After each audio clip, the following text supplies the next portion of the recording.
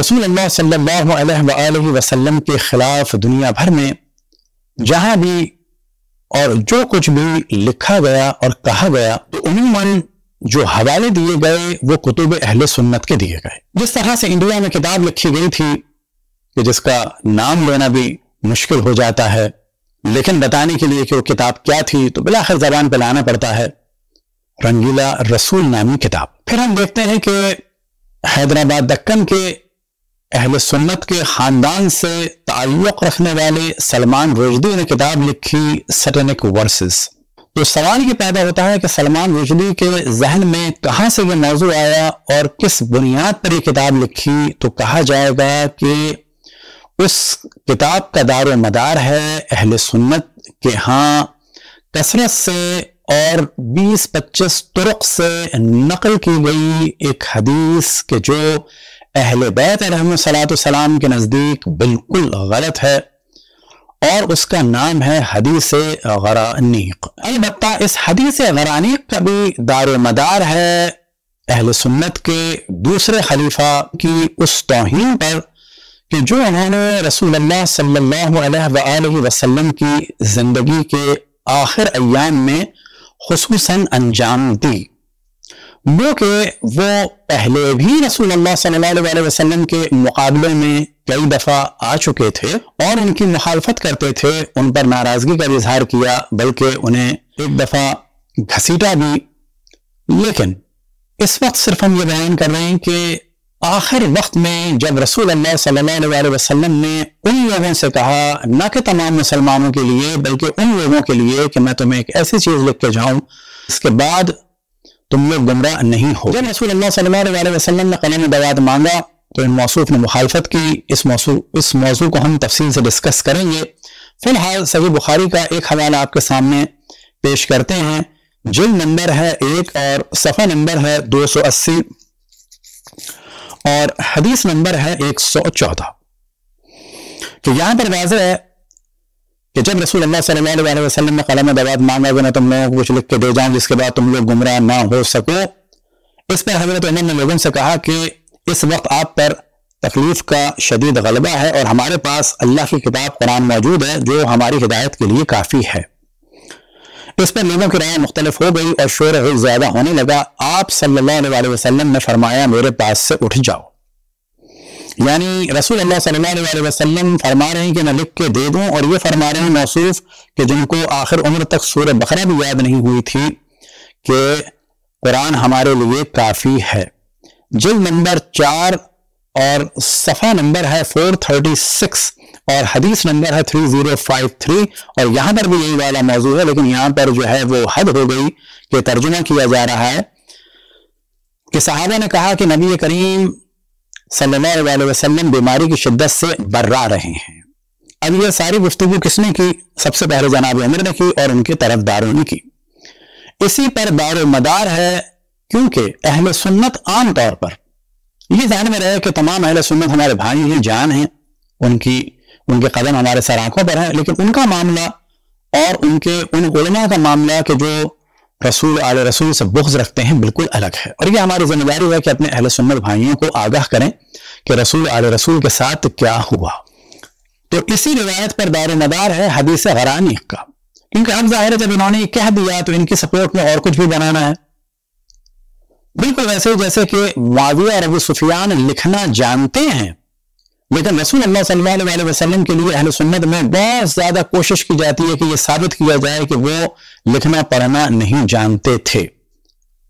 اور اسی قسم کے دوسرے بعض موضوعات. لہٰذا فرانس میں بھی جو توہین ہو رہے رسول اللہ صلی اللہ علیہ وسلم کی اور جو موضوع ڈسکس ہو رہے ہیں ان سب کا دار و مدار جو ہے عموماً کتب اہل سنت پر ہے.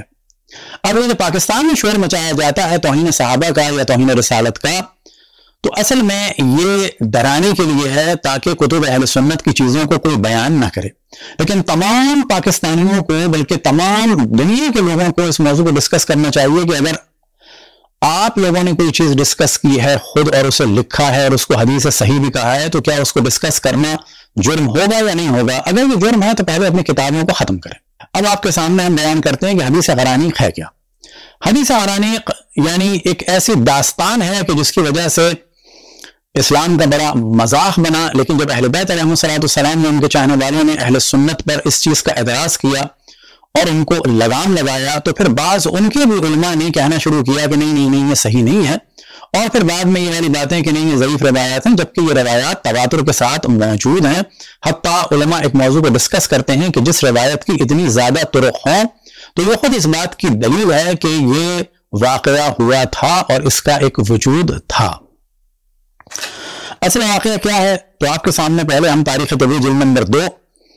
اور صفحہ نمبر 81 سے بیان کر دیتے ہیں تاکہ آپ کو واضح ہو جائے۔ اس کے بعد ہم اس روایت کو بار بار نہیں پڑھیں گے، صرف عربی کے اور مختلف حوالے دکھاتے چلے جائیں گے، اور جہاں پر صحیح سند ہے اس کو بھی دکھاتے چلے جائیں گے۔ اصلاح قوم کی خواہش، رسول اللہ صلی اللہ علیہ وسلم کی بڑی خواہش یہ تھی کہ وہ کسی طرح اپنی قوم کی اصلاح کریں اور کوئی ایسی صورت ہو جس سے ان میں خوشگوار تعلقات ہو جائیں۔ قوم سے مراد یعنی قریش۔ اس سلسلے میں محمد بن کعب القرظی سے مروی ہے کہ جب رسول اللہ صلی اللہ علیہ وسلم نے دیکھا کہ ان کی قوم نے ان سے آراز کیا ہے اور صرف اس حکم کی وجہ سے جو اللہ نے آپ کو دیا تھا آپ کی قوم آپ سے علیحدہ ہو گئی ہے، آپ کے دل میں یہ تمنا پیدا ہوئی کہ اللہ تعالیٰ کوئی ایسا حکم نازل فرماتا جس سے آپ کے اور ان کے تعلقات پھر قائم ہو جاتے، یعنی کفار قریش سے۔ آپ اپنی قوم سے محبت اور ان کی فلاح کے خیال سے یہ چاہتے تھے کہ ان کے معاملے میں آپ نے جو شدت برتی ہے اس میں نرمی کر دیں۔ اب یہاں پر دیکھیں جو شدت برتی ہے، کوئی شدت نہیں تھی، حکم خداوند تبارک میں رہا تھا۔ یہ خیال آپ کے دل میں آیا اور آپ نے اس کی آرزو اور تمنا کی۔ اللہ عز و جل نے یہ سورت نازل فرمائی وَالنَّجْمِ إِذَا هَوَىٰ مَا ضَلَّ صَاحِبُكُمْ وَمَا غَوَىٰ وَمَا يَنطِقُ عَنِ الْهَوَىٰ۔ جب آپ اللہ کے قول أَفَرَأَيْتُمُ اللَّاتَ وَالْعُزَّىٰ وَالْمَنَاةَ الثَّالِثَةَ الْأُخْرَىٰ پر آئے تو شیطان نے آپ کی اس خواہش کی وجہ سے جو آپ چاہتے تھے اپنی قوم کو خوش کریں، آپ کی زبان پر یہ الفاظ جاری کر دیے۔ وہ الفاظ کیا تھے؟ تِلْكَ الْغَرَانِيقُ الْأُولَىٰ وَإِنَّ شَفَاعَتَهُنَّ لَتُرْتَجَىٰ۔ اب اس کے معنی کیا ہیں وہ بعد میں آ جائیں گے، اور ضمن تھوڑے سے بیان کر دیتے ہیں کہ جب ذکر ہوا ان دیویوں کا یا ان مورتیوں کا، یعنی لات والعزا والمنات کا، تو یہ تو سورہ نجم میں موجود ہے اور تھا، لیکن بقول علماء اہل سنت کے کہ شیطان نے آپ کی زبان پر وحی الہی میں اس چیز کو داخل کر دیا، تلک الغرانیق الأولیٰ وَإِنَّ شَفَاعَتَهُنَّ لَتُرْتَجَىٰ، کہ یہ پتلی گردن والی مورتیاں، اور غرانیق کے معنی ہیں سارس کے، تو یہاں پر مورتیوں کو خوبصورتی سے نسبت دیتے ہوئے کہ یہ پتلی گردن والی خوبصورت دیویاں ہیں اور ان کی شفاعت کی ہمیں امید ہے، یعنی رسول اللہ صلی اللہ علیہ وسلم کو ان کی شفاعت کی امید ہے ماشاءاللہ۔ یہ الفاظ سن کر قریش بہت خوش ہوئے کہ محمد نے تعریفی الفاظ میں ہمارے معبودوں کا ذکر کیا ہے۔ انہوں نے خوشی میں نعرہ لگایا، مسلمان تو اپنے نبی پر ایمان کامل ہی رکھتے تھے کہ جو کچھ آپ ہمارے رب کی طرف سے کہتے ہیں وہ بالکل سچ ہے، اور وہ آپ کو خطا، وہم و لغزش سے معصوم سمجھتے تھے۔ جب اس صورت میں سجدے کا مقام آیا اور صورت ختم ہوئی تو رسول اللہ صلی اللہ علیہ وسلم نے سجدہ کیا، اور تمام مسلمانوں نے اپنے نبی کی اتباع حکم و وحی کی تصدیق میں آپ کے ساتھ سجدہ کیا۔ اور چونکہ مشرکین نے رسول اللہ صلی اللہ علیہ وسلم کی زبان سے اپنے معبودوں کی تعریف سنی تھی، اس لیے مشرکین قریش اور دوسرے لوگوں نے بھی سجدہ کیا۔ اس طرح ساری مسجد میں جس قدر مومن یا کافر تھے سب سجدے میں گر پڑے۔ البتہ ولید بن مغیرہ چونکہ نہایت بوڑھا تھا وہ سجدے میں تو نہ جا سکا، مگر اس نے مٹھی بھر کنکریاں اٹھا کر ان پر سر رکھ دیا اور اس طرح اس نے بھی سجدہ کیا۔ اب اس کے بعد یہ ہے کہ یہ خبر حبشہ تک پہنچی، جو لوگ مہاجرت کر کے گئے تھے اور وہ لوگ بھی واپس آنے لگے، لیکن بعد میں یہ معاملہ واضح ہو گیا۔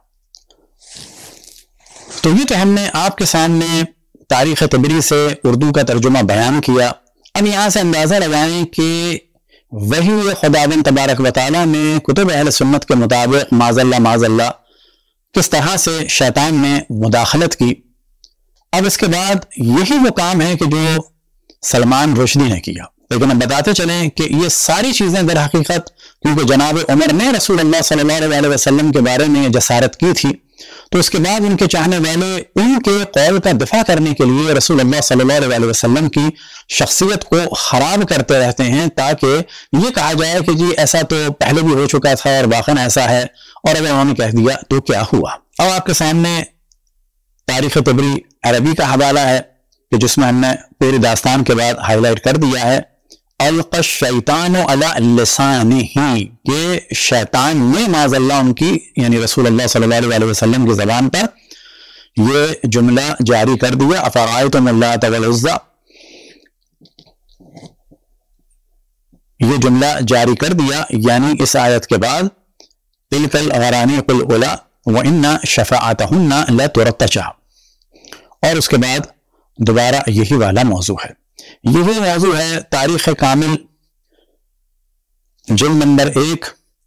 اور صفحہ نمبر 596 میں، اسی طرح سے 339 میں۔ اب یہ ڈسکس کرتے ہیں کہ صحاح ستہ میں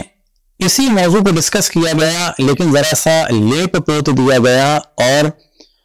آدھے موضوع کو چھپا دیا گیا، لیکن اس کام کو حوالے کر دیا گیا شارحین کے، لہذا جتنے بھی شارحین اور باقی محدثین اہل سنت ہیں انہوں نے صحیح بخاری یا صحیح مسلم یا دیگر کتب کی جو شروحات لکھی ہیں وہاں پر تفصیل سے اس واقعے کو اسی طرح سے بیان کیا ہے کہ جو ہم پڑھ کے اردو میں آپ کو سنا چکے ہیں، اور انشاءاللہ بعد میں اس کے حوالے دکھائیں گے۔ تو آپ کے سامنے صحیح بخاری جلد نمبر 1 اور حدیث نمبر ہے 1067، یہاں پر اس کو ہم پڑھ کے سنا دیتے ہیں تاکہ پتہ چلے کہ یہ اتنا بیان کرنے کے بعد باقی جو بیک گراؤنڈ ہے وہ دیگر کتابوں کے لیے چھوڑ دیا گیا، لہذا شارحین نے پھر اس کو بیان کیا کہ اصل واقعہ مکمل کیا تھا۔ اور بھی یہاں پہ دیکھا جا سکتا ہے کہ حضرت عبداللہ بن مسعود سے روایت ہے کہ انہوں نے فرمایا نبی صلی اللہ علیہ وسلم نے مکہ مکرمہ میں سورہ نجم تلاوت فرمائی تو آپ نے سجدہ کیا، آپ کے ساتھ جو لوگ تھے ان سب نے سجدہ کیا، ایک عمر رسیدہ شخص کے علاوہ کہ وہ سجدہ ریز نہ ہو سکا۔ اس نے مٹھی بھر کنکریاں یا مٹی لے کر اسے اپنی پیشانی تک اٹھایا اور کہنے لگا مجھے یہی کافی ہے۔ اس کے بعد میں نے اسے دیکھا کہ وہ بحالت کفر قتل ہوا۔ ابھی روایت ہے اور اس کا نمبر ہے 1070، یہاں پر بھی یہی والا موضوع ہے، یعنی تھوڑا سا بیان کیا ہے اور پورے واقعے کی ایک طرح سے تائید ہوئی ہے۔ اور اس کے بعد 1071 میں بھی یہی والا موضوع ہے، جلد نمبر 4 میں 3853 میں یہ والا موضوع ہے، اور اس کے بعد 3972 میں یہ والا موضوع ہے، اور پھر اس کے بعد 4862 میں یہ والا موضوع ہے، پھر 7863 حدیث ہے اس میں یہ موضوع ہے۔ صحیح مسلم جلد نمبر 1 اور صفحہ نمبر 636 اور 637 آپ کے سامنے ہے، اور حدیث نمبر ہے 1297۔ سنن داؤد جلد نمبر 2 صفحہ نمبر 130131 اور حدیث آپ کے سامنے موجود ہے 1406۔ پھر مسند احمد ابن حنبل جلد نمبر 6 اور صفحہ نمبر 206 اور حدیث نمبر 3682، اور یہاں پر اس واقعے کے بارے میں فرما رہے ہیں نیچے اسنادہ صحیح علی شرط الشیخین۔ اب جو ہم نے عرض کیا تھا کہ شروحات میں اس کو مکمل طریقے سے لکھا گیا ہے، تو آپ کے سامنے شروع ہے سنن ابن ماجہ ہے اور صفحہ نمبر ہے 1417، اور یہاں پر ہم نے ریڈ سے ہائی لائٹ کر دیا ہے قد خلط الشیطان فی تلاوتہ سورۃ النجم بقولہ تلک الغرانیق الاولی وان شفاعتہن لترتجى فی مدح الاسنان، کہ جب سورہ نجم نازل ہوئی اور جب آپ پہنچے افرأیتم اللات والعزی والمناة الثالثة الاخری، تو وہاں پر شیطان نے آپ کو معاذ اللہ کنفیوز کر دیا اور تلاوت کے دوران جو ہے وہ اس جملے کو داخل کر دیا. کون سا جملہ؟ تلک الغرانیق الاولی وان شفاعتہن لا ترتجى. الحاوی الکبیر فی فقہ مذہب الامام الشافعی رضی اللہ عنہ، اور جلد نمبر ہے 13، یہاں پر بھی انہوں نے اس واقعے کو اسی طریقے سے بیان کیا، اور پھر اس کے بعد جلد نمبر 14 میں بھی اس واقعے کو اسی طریقے سے بیان کیا کہ شیطان نے آپ کی زبان پر جاری کر دیا. سیرہ حلبیہ اور جلد نمبر ہے 1 اور صفحہ نمبر ہے 458، اور یہاں پر بھی یہی والا موضوع وسوسہ الیہ الشیطان بکلمتین، کہ شیطان نے رسول اللہ صلی اللہ علیہ وسلم کو وسوسہ کیا اور آپ نے پھر یہ 2 جملے کہے. فتکلم بہما ظانا انہما من جملۃ ما اوحى الیہ، کہ رسول اللہ صلی اللہ علیہ وسلم کو معاذ اللہ شیطان نے جو ہے وہ کنفیوز کر دیا، اور انہوں نے یہ 2 جملے کہے یہ سوچتے ہوئے کہ یہ 2 جملے بھی وہی ہیں کہ جو اللہ سبحانہ و تعالیٰ کی جانب سے وحی آئی ہے. وہ جملے کیا ہیں؟ تلک الغرانیق الاولی الاسنام، کہ یہ جو پتلی گردن والی مورتیاں ہیں یعنی یہ بت، وان شفاعتہن لا ترتجى، اور ان کی شفاعت کی ہمیں امید ہے، یعنی معاذ اللہ رسول اللہ صلی اللہ علیہ وسلم کے لیے. تعویل مختلف الحدیث، اور یہاں پر بھی یہی والا موضوع ہے، اور پھر شرح صحیح بخاری ابن بطال جلد نمبر 3، اور یہاں پر بھی یہی والا موضوع انہوں نے بیان کیا ہے. لأن سجود المشرکین لم یکن علی وجہ العبادہ للہ و تعظیم، تو یہاں پر بتا رہے ہیں کہ وہ جو کفار نے ساتھ میں سجدہ کیا تھا وہ اللہ کے لیے نہیں تھا، بلکہ وہ کس چیز کے لیے تھا؟ وہ اپنے بتوں کے لیے تھا، کیونکہ وہاں پر کیا تھا؟ ان شفاعتہن لا ترتجى، ان شفاعتہن لا ترتجى فسجدوا لما سمعوا من تعظیم آلہتہم، کیونکہ کفار نے سجدہ کیا تھا، کیوں کیا تھا؟ کیونکہ انہوں نے یہ سنا تھا کہ رسول اللہ صلی اللہ علیہ وسلم تعظیم کر رہے ہیں ان کے خداؤں کی. اب آپ کے سامنے اس کے کچھ اسناد بیان کر دیتے ہیں جو بیچ بیچ میں بھی آتی رہیں گی. احادیث المختارہ جلد نمبر ہے 10، اور یہاں پر ہم نے پوری روایت کو ایرو لگا دیا ہے، اور پیج نمبر ہے 89 اور حدیث نمبر ہے 84، اور اصل جو موضوع اس کو ہم نے وہ کر دیا ہے رائٹ سے ہائی لائٹ، القى الشیطان علی لسانہ، کہ شیطان نے رسول اللہ صلی اللہ علیہ وسلم کی زبان پر معاذ اللہ اس جملے کو جاری کر دیا. جملہ کیا ہے؟ تلک الغرانیق الاولی معاذ اللہ معاذ اللہ.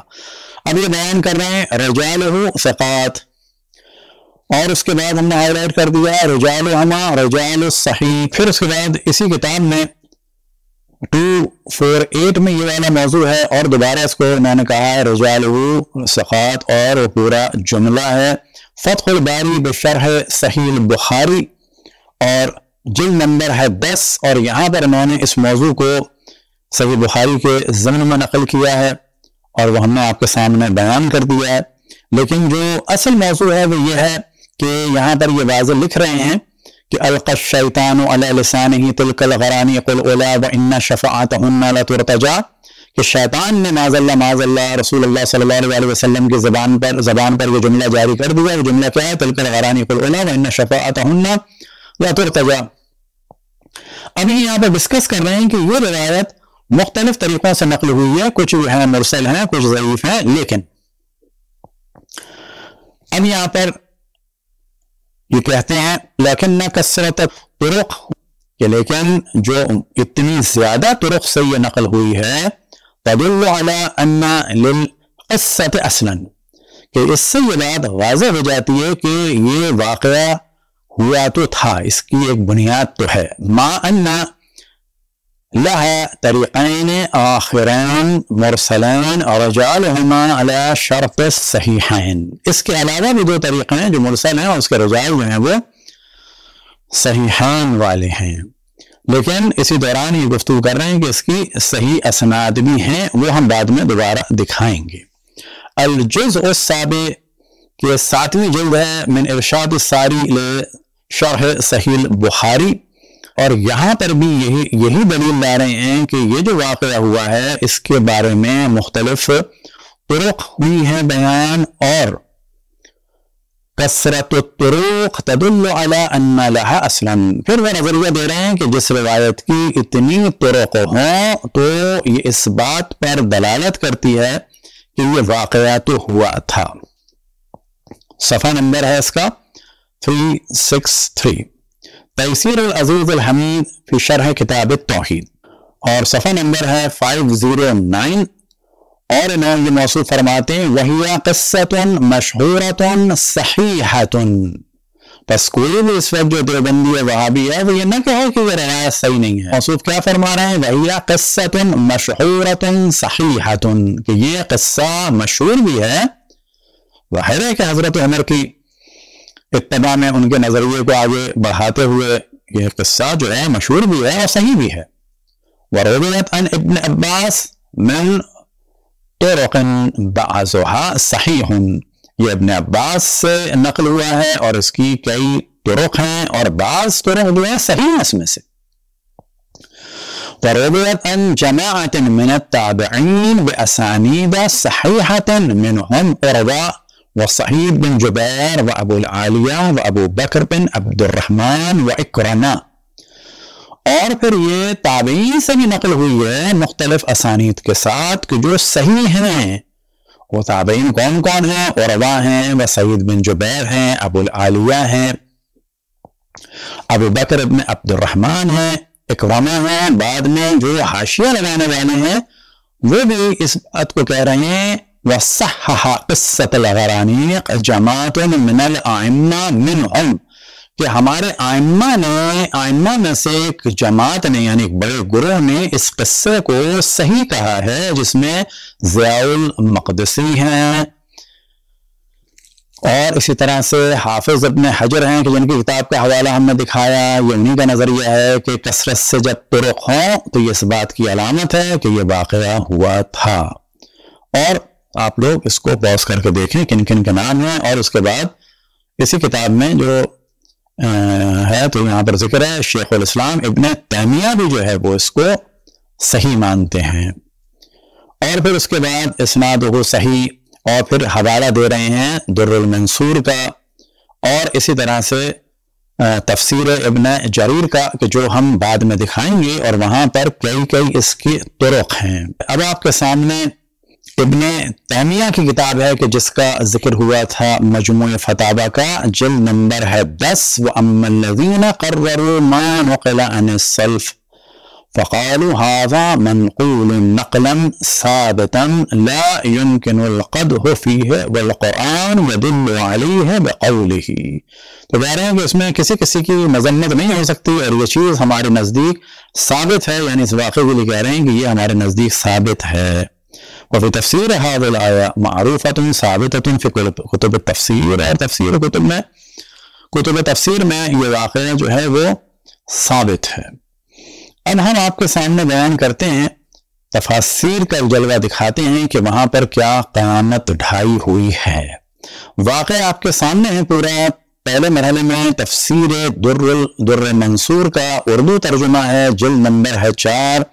इमाम जलालुद्दीन अब्दुर्रहमान बिन अबी बकर अस्सयूती ज़ियाउल क़ुरान ने इसको छापा है। ये वो किताबें हैं कि जब तौहीन रिसालत की और तौहीन असाब की बात हो रही है तो पाकिस्तान में इनको बैन करना चाहिए।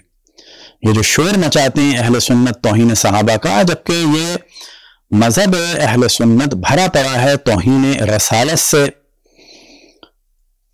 तो सूरह हज की आयत आपके सामने है, सफ़ा नंबर है 965।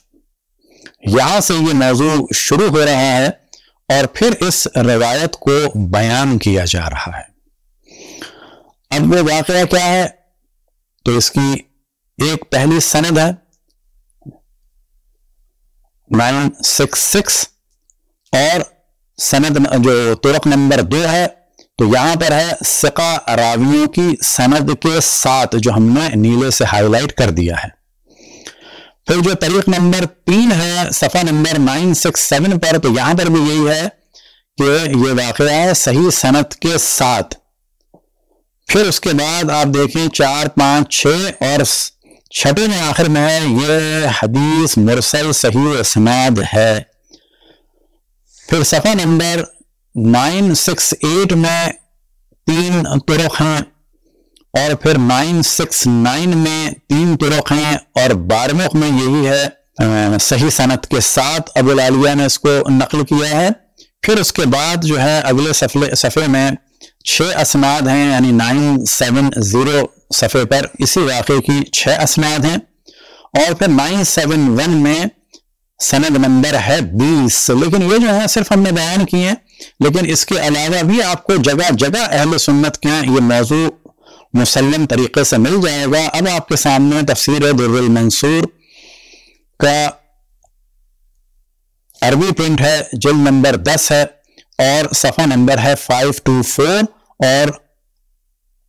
نیلے سے ہم نے ہائی لائٹ کر دیا ہے بسند رجالہ ثقات بسند صحیح،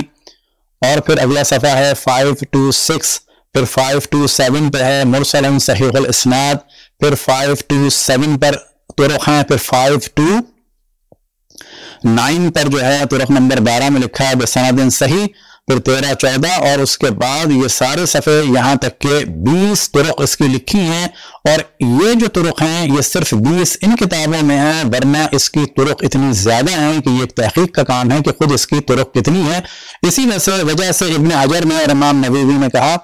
کہ اتنی جس چیز کی طرق ہوں تو یہ اس بات پر دلالت کرتی ہے کہ یہ واقعہ ہوا تھا۔ اب تفسیر طبری آپ کے سامنے ہے، اور جلد نمبر ہے 16، اور یہاں پر بھی صرف ہم 1-2 کر کے ہائی لائٹ کر رہے ہیں، صفحہ نمبر ہے 603، اور سورہ حج کی تفسیر میں ہے کہ یہاں پر یہ ساری طرق بیان ہو رہی ہیں، اور یہ کل طرق جو ہم نے نکالی ہیں وہ تقریباً جو ہے وہ سب آپ کے سامنے ہیں کہ 20 کے قریب یہاں پر بھی ہیں۔ تفسیر ہے مقاتل بن سلیمان کی، جلد نمبر ہے 3، اور یہاں پر بھی یہی والا موضوع ہے۔ یہ جو ہم نے تفاسیر بیان کی ہیں یہ ان کی سمجھیں چند تفاسیر بیان کی ہیں، جبکہ کتب اہل سنت اور تفاسیر اہل سنت اور اس کے علاوہ کتب حدیث اہل سنت میں یہ جو تہمت رسول اللہ صلی اللہ علیہ وسلم پہ لگائی گئی جناب خلیفہ دوم کی اطاعت کرتے ہوئے، ان کے نظریے کو پھیلاتے ہوئے، تو یہ آپ کو ہر جگہ کثرت سے ملے گی۔ تو ہم نے کچھ کتابیں بیان دکھائی ہیں۔ پھر آپ کے سامنے تفسیر مقاتل بن سلیمان کا جلد نمبر 4 ہے، پھر یہاں پر یہ بیان ہو رہا ہے، اور اسی طرح سے دوبارہ سورہ کافرون کے زمینی بیان ہو رہا ہے، تفسیر کشاف جلد نمبر 3 میں صفحہ نمبر ہے 161، پھر محرر الوجیز یہ بھی تفسیر ہے، جلد نمبر ہے 4، اور صفحہ نمبر ہے 129، اور میں نے بھی یہاں پہ کہا ہے کہ وطرق تبری و اشبہ الاسناد کہ طرق ہیں تبری کی، اور اس کے علاوہ کثرت سے اسناد موجود ہیں۔ اور یہاں پر رسول اللہ صلی اللہ علیہ وسلم کے لیے وہی بہودہ لفظ استعمال ہو رہا ہے، وَوَسْوَسَ فِي قَلْبِهِ کہ رسول اللہ صلی اللہ علیہ وسلم کے قلب پر شیطان نے معاذ اللہ وسوسہ کیا، اور آیات الہی میں آیات شیطانی داخل کر دی۔ اب آپ دیکھیں جو آیات شیطانی والا موضوع ہے، وسوسے والا موضوع ہے کہ شیطان نے داخل کر دیا، وہی وہ موضوع ہے جو سلمان رشدی نے اپنی کتاب میں لکھا ہے، الناسخ والمنسوخ، اور یہاں پر بھی یہی والا موضوع ہے۔ اس کے بعد تفسیر بغوی ہے، اور سورہ حج کے ضمن میں اس موضوع کو دوبارہ بیان کیا ہے۔ پھر تفسیر بغوی کی 7 جلد نمبر 7 ہے، دوبارہ اس کو بیان کیا گیا ہے۔ تفسیر عبدالرزاق جلد نمبر 2 ہے، اور یہاں پر ذہن میں روایات لائے ہیں، یہ ہم نے کچھ ہی بیان کی ہیں کہ یہاں پر پھر دوبارہ یہ تہمت رسول اللہ صلی اللہ علیہ وسلم پہ لگائی جا رہی ہے۔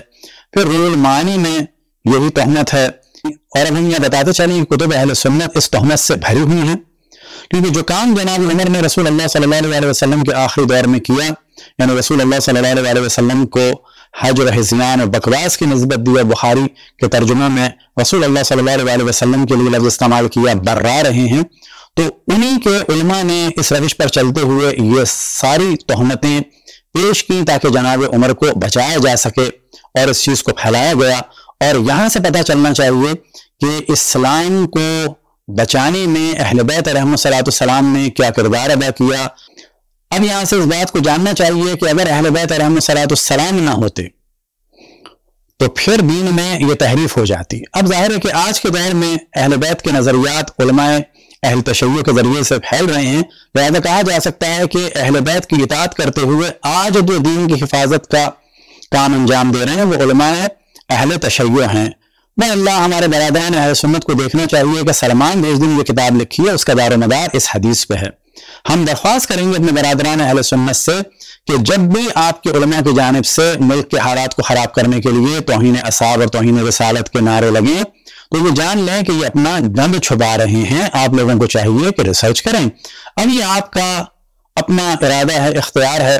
کہ ان لوگوں کی راہ پہ آپ چلنا چاہتے ہیں کہ جنہوں نے رسول اللہ صلی اللہ علیہ وسلم کو حجر و حزیان اور بکواس اور برانی کی نسبت دی، یہ اہل بیت علیہ السلام کی راہ پہ چلنا چاہتے ہیں۔ اور یہ بھی جان لیں کہ جو اس وقت اہل سنت میں ایک شدت سے ہوا چلی ہوئی ہے کہ لوگ ایتھیسٹ ہو رہے ہیں، اس کی ایک وجہ ان کے مذہب میں جو توہین رسالت ہے وہ ہے، لیکن یہ ایتھیسٹ کیوں ہو رہے ہیں؟ کیونکہ ان کو پہلے سے ان کا براٹ اپ ہوا تھا اہل بیت کے بغض پر، جبکہ ہونا کیا چاہیے تھا کہ جب ان کو پتہ چل گیا اپنی کتابوں میں یہ گند موجود ہے تو پھر انہیں اہل بیت کی جانب آ جانا چاہیے تھا، لیکن کیونکہ ان کی تربیت بغض اہل بیت پر ہوئی ہے تو انہوں نے کہا کہ نہیں، اہل بیت کی جانب تو ہمیں جانا ہی نہیں ہے، بے شک ہم دین سے نکل جائیں۔ اسی وجہ سے بعض دیوبندی علماء کہ اس موضوع پر ہم عنقریب تفصیل سے ڈسکشن کریں گے کہ جو باقاعدہ ملحد ہو چکے ہیں اور ملحدوں کے باقاعدہ پورے پیج چلا رہے ہیں، اور وہ خود دیوبندی مدرسوں میں پڑھے تھے، لیکن جب انہیں اپنی کتابوں میں توہین خدا اور توہین رسول اللہ صلی اللہ علیہ وسلم ملی تو بجائے یہ کہ وہ اہل بیت کی جانب آتے، وہ انہوں نے قبول کیا کہ ایتھیسٹ ہو جائیں اور دین کو ترک کر دیں، کیونکہ ان کا براٹ اپ ہوا تھا بغض اہل بیت پر۔ یہی وجہ ہے کہ اہل بیت کی محبت دین کی حفاظت کا سبب ہے۔ اب یہاں پر ہم توجہ دلائیں تمام علماء اہل سنت کی کہ آپ لوگوں نے صدیوں اس گند کو لکھا، صحیح حدیث کہا، نشر کیا، اپنے درمیان رکھا، لیکن کوئی دوسرا اگر آپ سے سوال کرے اس بارے میں